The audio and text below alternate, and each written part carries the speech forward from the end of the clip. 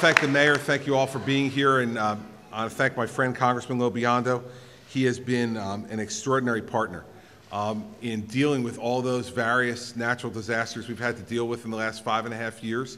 I was saying to the group of elected officials that I was just meeting with before we came out that there was no one who engaged in more aggressive and effective hand-to-hand combat for the people of New Jersey on the floor of the Congress than Frank Lobiondo did. Everything we've been able to do in the reaction to Sandy in the last 3 years would not have been possible without Congressman Lobiondo. And so while we're facing another challenge, I'm glad he's here.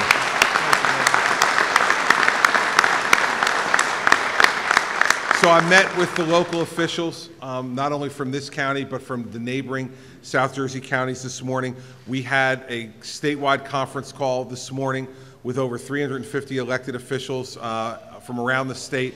And I've had 3 meetings now and about to go to my 4th meeting with my cabinet in the last 48 hours to make sure that we are prepared for what's happening. All morning we've been receiving the latest updates from the National Weather Service, and we know what we're dealing with, I think, in a general sense now. The nor'easter that we're experiencing right now and that will continue throughout the rest of the day and into tomorrow is diminishing a bit. We're not getting the amount of rain that we thought initially we were going to get, which is good news from a flooding perspective. But we're still going to have moderate to major flooding in our 4 southern counties, in Cape May, Atlantic, Cumberland, and Salem. So we need to be prepared for that, and I believe these officials are prepared for whatever we're going to have to deal with, and I can tell you that the state is well prepared for that as well. The good news on Hurricane Joaquin is that it continues to track east, not west, into the middle of the Atlantic Ocean. And if the track continues the way it is now, we're not going to have to worry about Joaquin having any type of major effect on the Jersey shoreline and on our citizens. And so far, so good. That's very good news for us. We're prepared if it comes, but we're very happy to hear that they'll be visiting someplace else. We've already done our bit for hurricane tourism here in New Jersey. We expect about 1 to 3 feet of flooding in the Cape May and Atlantic County region, so you need to be ready and prepared for that. We're prepared for everything from working on the beaches with the DEP to make sure that we replenish and we provide protection there, but also to the extreme of sheltering if we need to shelter as well, working with the county officials, and we have statewide assets available as well if we need to. The worst of this is going to come today. We've got high tide happening as we speak. Around 12:30 through to about 3 o'clock this afternoon.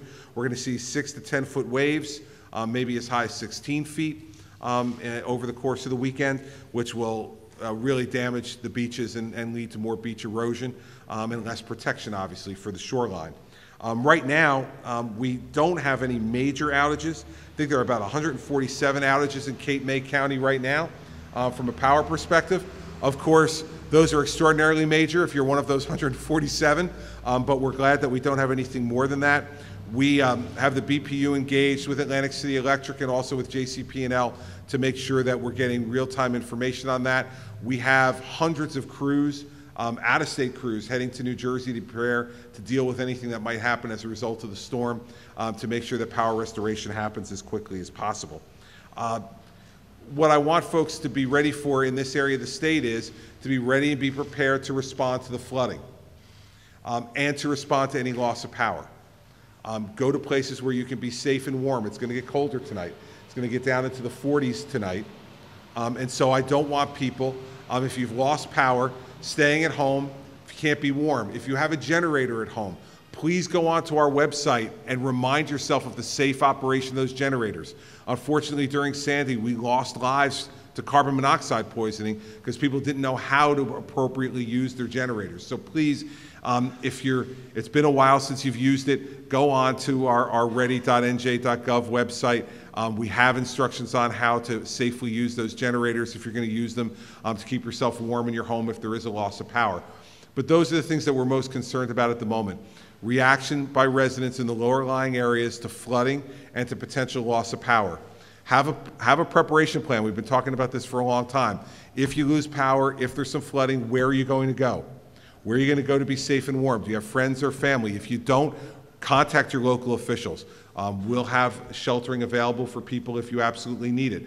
But your first area of resort should be to friends or family that are in the area if you lose power or if there's flooding that forces you to leave your home.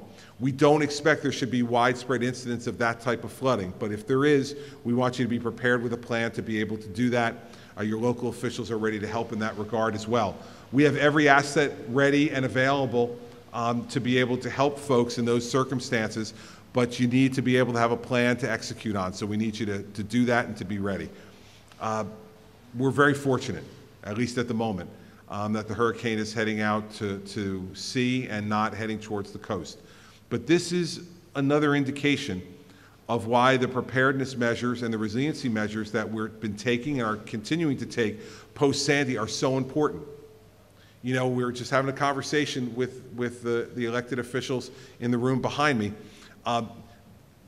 I continue to be frustrated, and I speak only for myself, but I continue to be frustrated by the opposition of some folks in this state to us completing the dune system.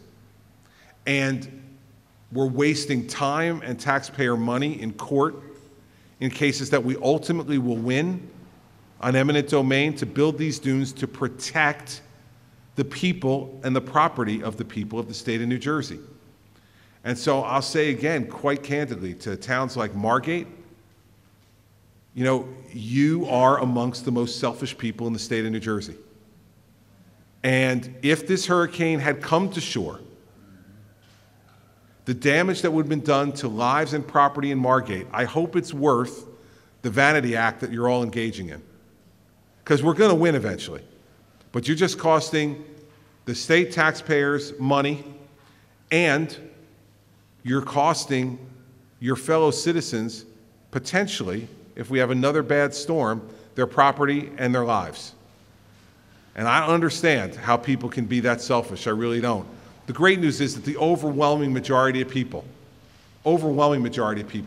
in this state have voluntarily come forward with their easements, and projects are being built as we speak all across the state. But there are projects being delayed here in this part of the state and in Northern Ocean County because of the resistance of folks to common sense.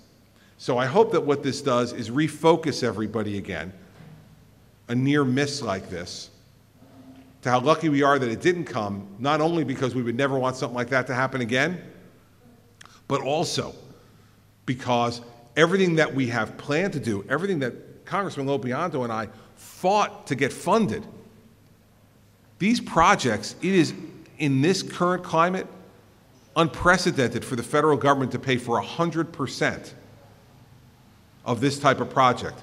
And because of the fighting that I did and Congressman Lopianto did on the floor of the House of Representatives and others, we got the federal government to agree to 100% funding, and we have people standing in the way of getting that done. And so we need to continue, not just me and other folks who are in positions of elected responsibility, but other citizens across the state who feel strongly about this, to be speaking out and saying that we want people to be responsible. You know, you hear all these ridiculous stories. You know, if you give an easement that we're going to put a public bathroom or a hot dog stand or something like that. Listen, I ran for governor of New Jersey. I have no interest in running a hot dog stand. And even though I feel at times like I might be running a public bathroom when I'm at the State House, I'm not. Okay, and I have no interest in running public bathrooms anywhere up and down the Jersey Shore. We want those easements to build dune systems that protect your lives and your property and nothing else. So we're going to continue to work and push to get that done. 3 years nearly now after Sandy, it is one of the real frustrations of my governorship that that isn't done, and isn't done because of a small handful of people. So let's work hard and work together over the next 48 hours. There is plenty that we're going to be able to do to be able to protect each other and to keep each other's interests in the forefront.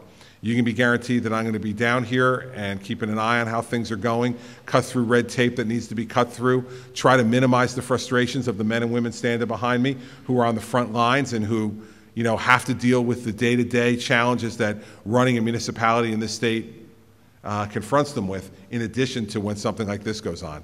So let's be prepared, let's be smart, don't stay in a cold house, don't stay in a flooded house. if that happens over the next 24 to 48 hours. And let's make sure that you have a plan in place that you execute on. Our plan is in place. If we need to execute on it, we will. And the men and women you see standing with me are united together, regardless of political party, that our first and biggest job is to protect the lives and the safety of the people of the state of New Jersey. And so we're united in that, and I appreciate all the folks, Republicans and Democrats, who are standing with me to make sure that we do that together.